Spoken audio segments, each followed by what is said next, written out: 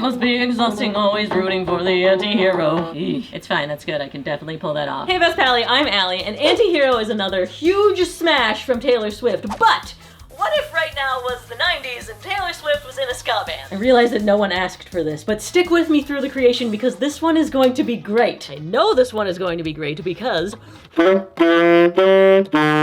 is a complex style of music with a rich history. So instead of going it alone and once again pretending like I play trombone and saxophone, I got a ska superhero to help out. Hello internet! My name is Jer and I run a YouTube channel called Ska2 Network. For over 6 years, right here in this room, I've been taking songs that aren't ska songs and turning them into ska songs. So when Allie reached out to me to help give Taylor Swift the ska treatment we all know she deserves, I was beyond thrilled. Let's go! From what I've gathered, ska is punk rock guitars, drums mixed with slick horns. So it's like in high school, that group of punks that was cooler than me mixed with that group of band geeks that was somehow also cooler than me. And Jer is the human embodiment of that. From sizzling guitars to trombone, saxophone, trumpet, Jer does it all, and Jer is cool. Though bafflingly, they said that I should start on the arrangement for this. I'm clearly the not cool kid novice in this ska production group. But instead of being intimidated, I'm just gonna be me and do my best. First, we need a tempo. This is about 100. We need way faster. And I know this because of this classic ska gem.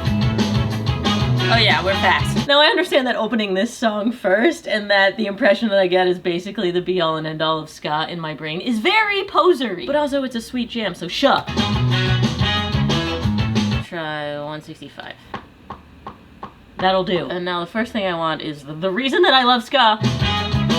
Horns, lots of horns. You can't do too many horns. So the horns are just there to fill in the space between the vocals, but not to be too overbearing. I need a trumpet line. I need a trumpet. Let's not reinvent the wheel here. I do believe Taylor's already given us a line. The part in the song when you're going from the chorus to the verse is called a turnaround, and hers is great. Anti-hero.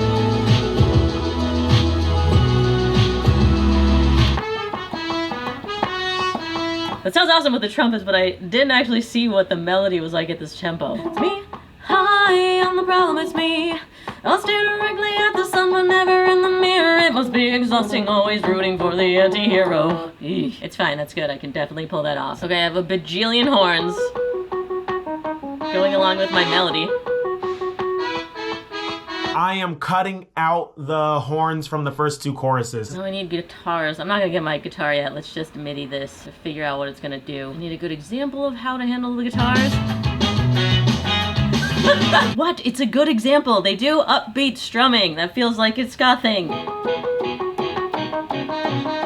Now I put 2 MIDI guitars together so it sounds a little more real. It's still MIDI guitars posing as real guitars. See there? Now in the chorus it comes in much harder, a punk sound guitar. Let me get some different poser MIDI.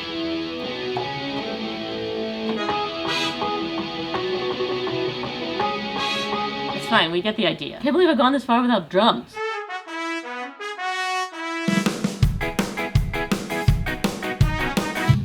I don't have a real drum set, so this is the best I can do. They're definitely gonna stay fake. And now I can believe we've gone this long without doing bass. I don't own a bass. It will most definitely be fake. I also don't really own the intelligence on how to write a bass line. Like, not just ska, in general, I always ignore the bass and do a blah job about it. But let's get a good example of a ska bass line. I'm just kidding, I'm kidding. Sunday Morning has a good bass, and you can really hear it in the opening.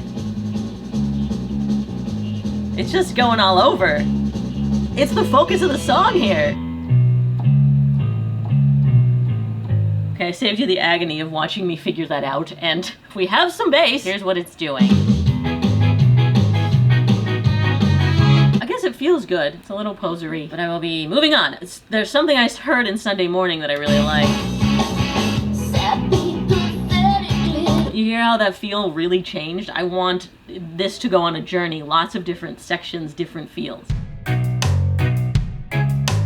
I'm liking it now. I really, honestly, I want to do the whole song. Taylor has a third verse, and I really want to change it up then. Otherwise, it's just same thing over and over. What does Mighty Mighty Bosstone do on their bridge? I'm not a coward, I've just never been tested. Oh, okay, really pulling it back. Also, that strum thing is different. I gotta edit my poser guitars. Honestly, it would be easier at this point to just pull out my actual guitar, but whatever, we're in deep on this fake now. Deep fake. So I programmed a separate track. Here, let's just listen to that one. Which is the muted scratches that they're doing. It's like a percussive thing. And then the other tracks are the strums. But now we have a completely different feel. And then this, I mean, I really wanted to pull it back. This is not the impression that I get. This is, I don't know what it is. But it is really sparse now, so let's add something to support my vocals that I still don't know if I can pull off. Fake sax, why not? Now I just have to sing like Gwen Stefani, because I am the MIDI version of Gwen Stefani. Okay, I did the first verse and chorus, and I'm not going to finish it because I feel like we may just throw this track out because I don't know what I'm doing. It turns out being me and doing my best means sounding very fake, but whatever, I'm not gonna try and hide it. I'm just gonna send this pile of computer-generated music to Jared. All right, so Ali sent over the demo and the project that I'm gonna be recording everything on, so I'm gonna give it a listen and see how well Ali is at writing ska. Okay, so right off the bat, there's like this like hook, I guess, that happens after like I believe the first verse of the original song. Before working on this, I thought that would be like a good horn part at the beginning of the song. So we're already on the same wavelength, Ali. The cool kid said we're on the same wavelength and knows my name. It's me. All right, so in the email, Ali said I could roast her, so we're gonna, I'm just kidding, I'm not gonna do all that. I mean, yeah, it sounds like a ska song. I have never been cooler. The inflection of the vocal style I love. I mean, it's giving no doubt. In the chorus, those hits. So moving that downbeat away from one, like most people wanna have that like, daku daku boom kind of, you know, like a hit on one, but the fact that that hit is on two, it's just very ska.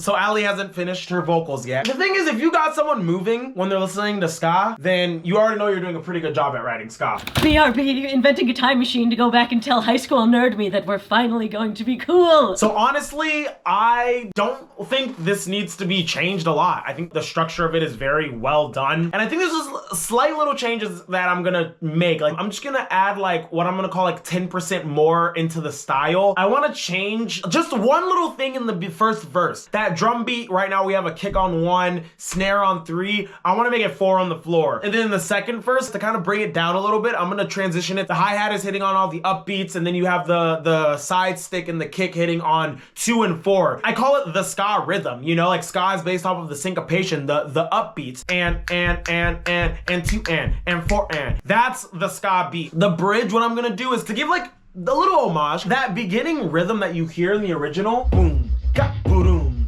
It's not present in this whole cover. And I feel like when people hear that song, that's the first thing they think of. So beat up, I'm gonna kind of add that in as like a little breakdown part, interlude during that little horn hook. And I think that'll be a really cool way to kind of show like, we haven't forgotten it, but you know, then it transitions out of that because ska, let's get to recording some drums. Holy crap.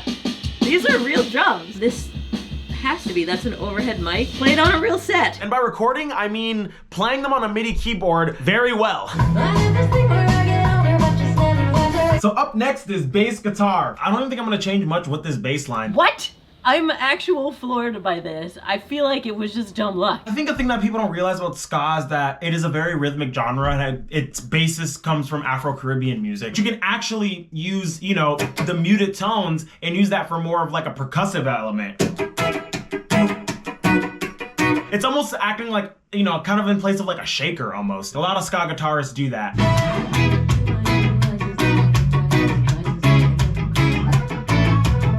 Even though the chugs in pop punk wasn't really a thing in the 90s, I still think it'll be fun, so we're gonna do it.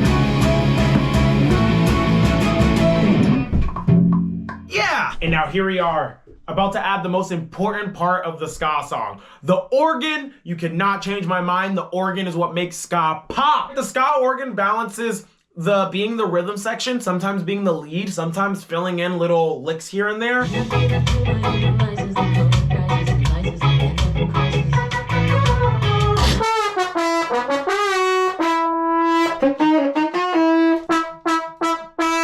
For that part, I'm trying to to go for almost like a really almost dirty sound. Sometimes that's just the vibe, just to get a little bit of that grit in there. Because a lot of what we do is digital, you know, like fake drums, fake keys, multi-layering, all this stuff, this digital stuff, the way to combat that. In the spaces in which you have the ability to leave that human element, have that human element in there. And now I'm gonna do a little thing we refer to in the ska world as toasting. It's basically creating like a shaker-like rhythm, but with your mouth.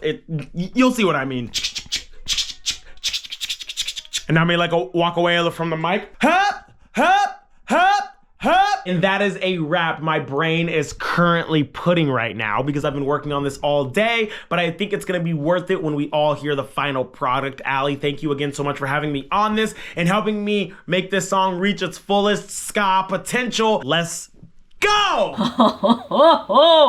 It's real. Everything is real. This is fantastic. That 10% that Jer's talking about really knowing ska made 1,000% difference. Plus the fact that all my poser MIDI is replaced. I am so hesitant to do this. Okay, let's hear my version back to back with Jer's. Can we tell whose this is? And now switch. So much better. Ugh, those horns. Listen to my crap. Here we go.